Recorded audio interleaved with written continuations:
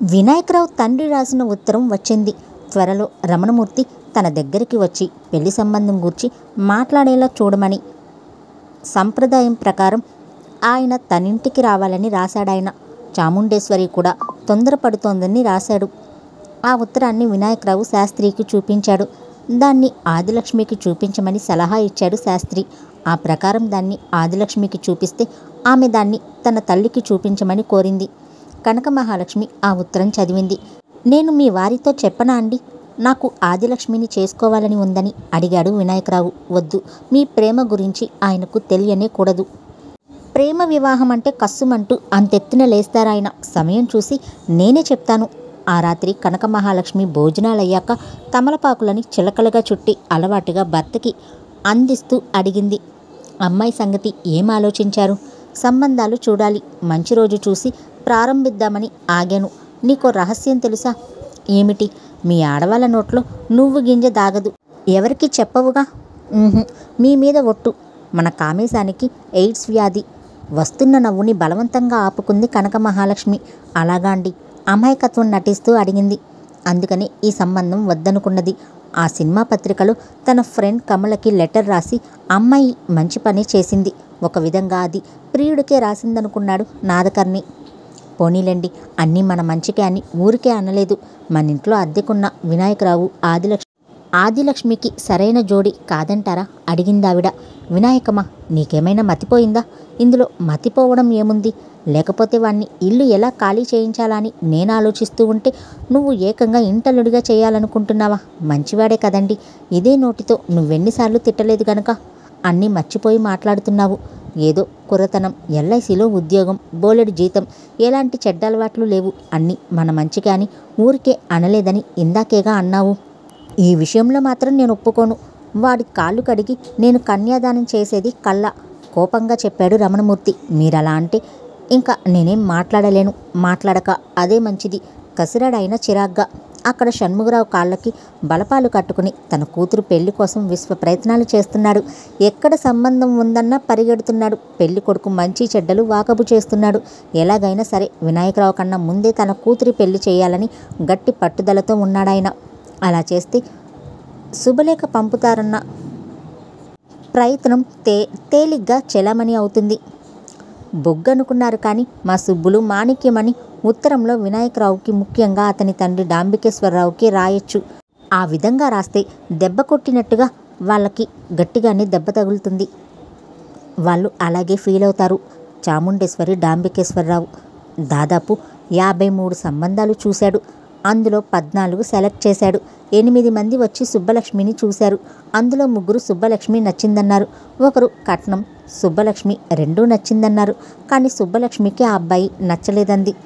దాంతో మళ్ళీ షణ్ముగరావు దేశం మీద పడ్డాడు.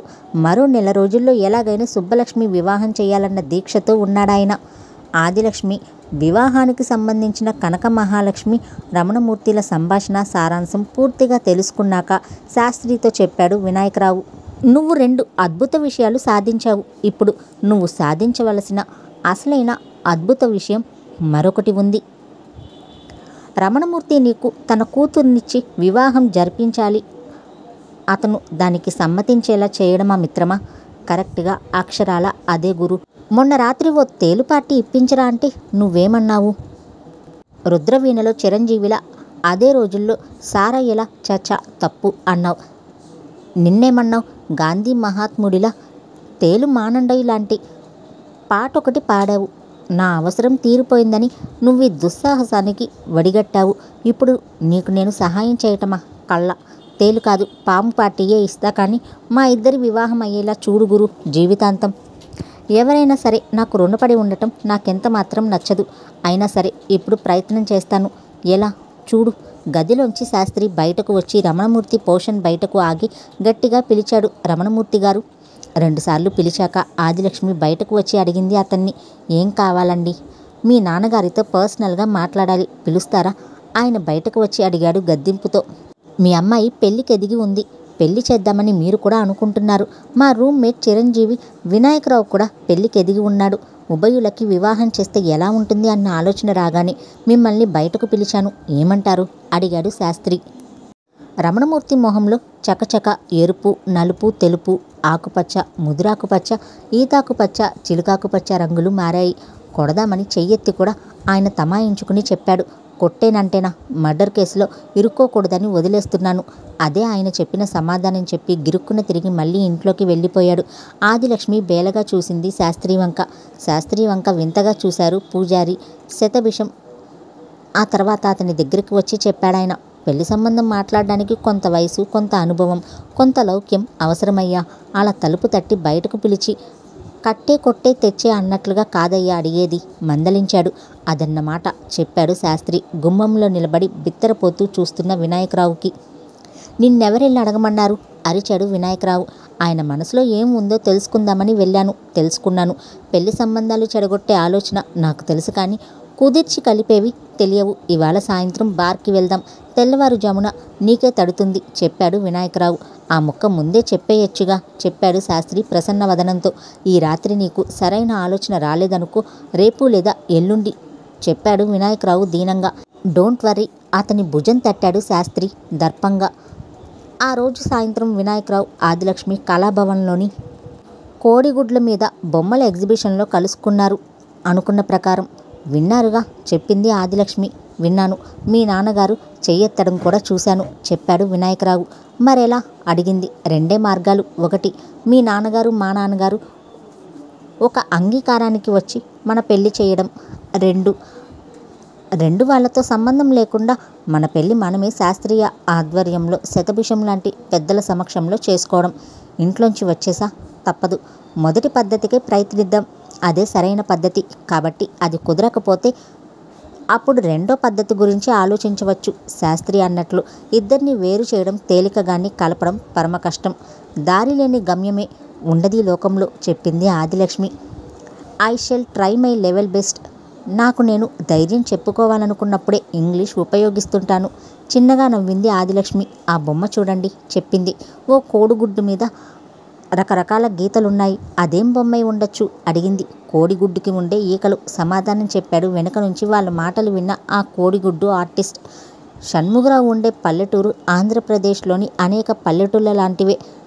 రేడియోలో టీవీలో వినే వార్తలు, దినపత్రికల్లో వచ్చే వార్తలు తప్ప వాళ్ళకి వార్తలంటూ వేరే ఏం ఉండవు.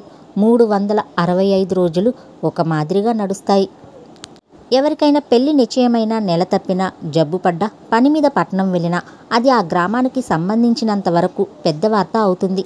అలాంటి గ్రామమైన ముదునూరులో గుప్పున రాజుకుందో వార్త. అది సుబ్బలక్ష్మి చెవిలో వేశాడు రాములు. మర్నాటి నుంచి వాళ్ళ ఊళ్ళో సినిమా షూటింగ్ మొదలవుతోంది.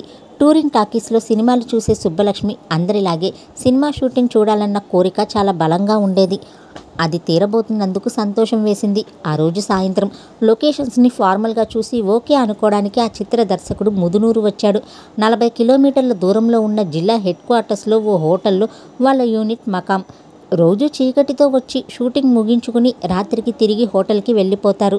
ఆ పల్లెకి 2 కిలోమీటర్ల దూరంలో ఉన్న చిన్న కొండపైన ఉన్న కాళికాదేవి ఆలయంలో వరుసగా 4 రోజులు షూటింగ్ జరుగుతుంది. ఆ సినిమా యూనిట్కి చెందిన ప్రొడక్షన్ మేనేజర్ ఆ గ్రామంలోని పెద్ద ఎవరా అని వాకబు చేసి షణ్ముగరావు ఇంటికి వచ్చాడు. తనొచ్చిన పని విన్నవించాడు. షూటింగ్ అయ్యాక మధ్యాహ్నం 1:30 నుంచి 2:30 దాకా నిర్మాత, దర్శకుడు, పెద్ద నటీనటులు భోజనం చేయడానికి డైనింగ్ టేబుల్ ఉన్న ఇల్లు అవసరమైంది. ఈ గ్రామం మొత్తంలో ఒక్క మీ ఇంట్లోనే అది ఉందని తెలిసింది. భోజనం క్యారియర్స్ మేమే తెచ్చుకుంటాం. మీరు అనుమతిస్తే ఇక్కడంతా భోజనాలు చేస్తారు. ఆ మాట విన్నాక ఈజీ చైర్లోని షణ్ముగరావు చుట్ట వెలిగించి చెప్పాడు. కూర్చో. కుర్చీ లేకపోవడం వల్ల నిలబడ్డ ప్రొడక్షన్ మేనేజర్ కింద కూర్చోలేక చెప్పాడు. పర్వాలేదండి. నాగేశ్వరరావు ఉన్నాడా అడిగాడు షణ్ముగరావు. లేరండి. వెంటనే ఆయన మొహంలో అసంతృప్తి కనిపించింది. చుట్టని గుప్పున పీల్చి వదిలి అడిగాడు. పోనీ జగ్గయ్య, జమున ఉన్నారా? ఇది బడ్జెట్ పిక్చర్ అండి. వాళ్ళెవరూ లేరు. కనీసం ఎస్వి రంగారావు, రేలంగైనా ఉన్నారా? వాళ్ళు స్వర్గస్థులై చాలా కాలం అయిందండి. బ్రహ్మానందం, వేలు, పొట్టి ప్రసాద్, సుధాకర్, రజని, రాజేంద్ర ప్రసాద్, కోట శ్రీనివాసరావు, శ్రీలక్ష్మి ఉన్నారండి. వాళ్ళెవరయ్యా? ఎప్పుడు పేర్లైనా వినలేదు. మీరు చూసిన ఆఖరి సినిమా ఏదండి అడిగాడు ప్రొడక్షన్ మేనేజర్.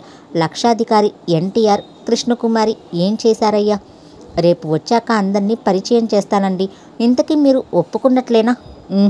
వెంటనే ప్రొడక్షన్ మేనేజర్ చిరునవ్వు నవ్వాడు. ఈ లోకంలో సినిమా వాళ్ళు ఫలానిది ఫలానా టైంకి కావాలి అంటే దాన్ని దొరకలేదు అనకుండా అమర్చగలిగే శక్తి ఒక ప్రొడక్షన్ మేనేజర్కే ఉంటుంది. అది కాదండి, మీరు ఈ గ్రామానికి రాజు లాంటి వాళ్ళు. మీ ఇంట్లో అదే అందుకే నేను నో అనేది. లేకపోతే ఏంటయ్యా క్యారేజ్లు మేం తెచ్చుకుంటామంటావు? మా ఇంటికి భోజనానికి వచ్చేవాళ్ళు మా ఇంట్లో మేం పంపిన భోజనం తినాలి.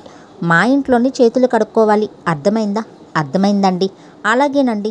సుబ్బలక్ష్మి బయటకు వచ్చి చెప్పింది. నాన్నారు, నేను సినిమా షూటింగ్ చూస్తా. తప్పకుండానమ్మా. రేపు ఉదయం 10:30కి కార్ పంపిస్తాను చెప్పాడు ప్రొడక్షన్ మేనేజర్. అతను వెళ్ళాక చెప్పింది సుబ్బలక్ష్మి ఉత్సాహంగా. నాకు శ్రీలక్ష్మి అంటే ఇష్టం. ఆ అమ్మాయి కూడా వస్తోందట. మర్నాడు ఉదయం సుబ్బలక్ష్మి, కామేశ్వరి పట్టు చీరలు కట్టుకుంటే షణ్ముగరావు సిల్క్ పంచా సిల్క్ జుబ్బా కట్టుకున్నాడు. ప్రొడక్షన్ మేనేజర్ వచ్చి కారులో వాళ్ళని షూటింగ్కి తీసుకుని వెళ్ళాడు. ప్రేమ అనేది ఆక్సిజన్ లాంటిది. అది లేకపోతే బ్రతకలేని మనుషులు కొందరు ఉంటారు. అలాంటి వాళ్ళలో ఒకరు కామేశ్వరరావు. ముఖ్యంగా ఓసారి ప్రేమలో పడి బయటికి వచ్చిన వాళ్ళు రెండోసారి ప్రేమలో పడటం ఇట్టే జరుగుతుంది.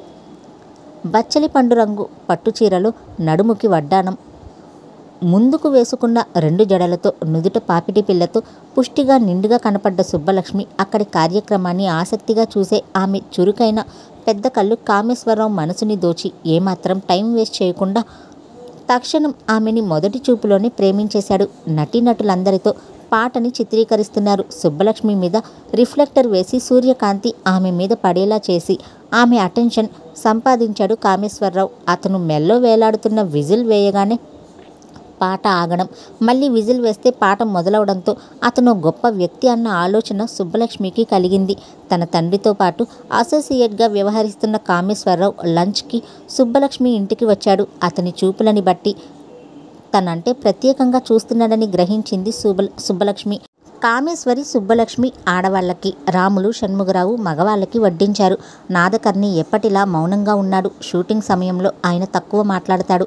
అలా 4 రోజులు వరుసగా చూపుల ఎక్స్చేంజ్తో సుబ్బలక్ష్మి కూడా కామేశ్వరరావుతో ప్రేమలో పడింది. ఇది యూనిట్ వాళ్ళు కనిపెట్టేసి కామేశ్వరరావుని ప్రోత్సహించారు. షూటింగ్ ఆఖరి రోజు లాస్ట్ షాట్ అయ్యాక పేకప్ చెప్పాడు నాదకర్ణి.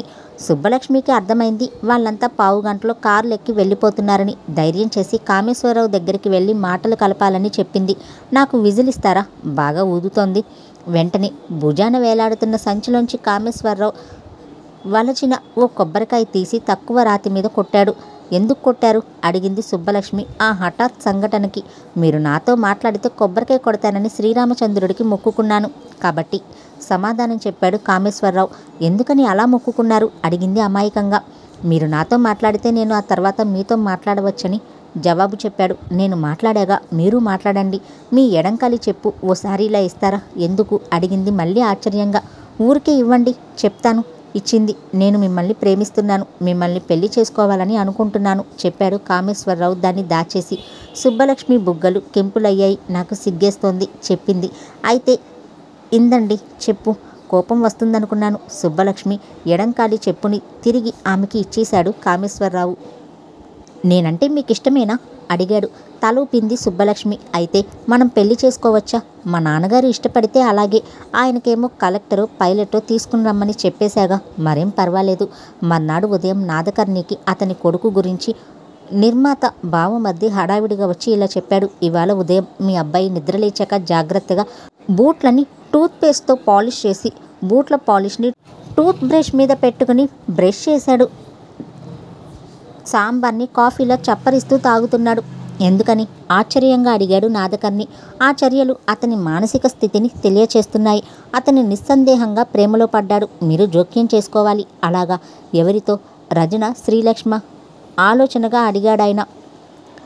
యూనిట్లో అనుకోవడం ముదునూరు గ్రామ పెద్ద షణ్ముగరావు ఏకైక కూతురు సుబ్బలక్ష్మితో అని. ఆ అమ్మాయి వడ్డానం ఖరీదే 60-70 వేలు చేస్తుంది ఆలోచనగా చెప్పాడు నాదకర్ణి. ఆ రోజు మధ్యాహ్నం నిర్మాత మరో 2 పెద్ద మనుషులు ముదునూరులోని షణ్ముగరావు ఇంటికి వెళ్ళారు. విషయాన్ని సూటిగా చెప్పారు. అయ్యా, అది సంగతి. మీకు ఇష్టమైతే ఆడపిల్ల తండ్రి కాబట్టి మా డైరెక్టర్ గారికి వెంటనే కలుసుకోండి. ఆయన లోపలికి వెళ్ళి భార్యతో ఉన్న విషయాన్ని సూటిగా చెప్పాడు. భార్య సలహా అడిగాడు. అమ్మాయికి ఇష్టమేట.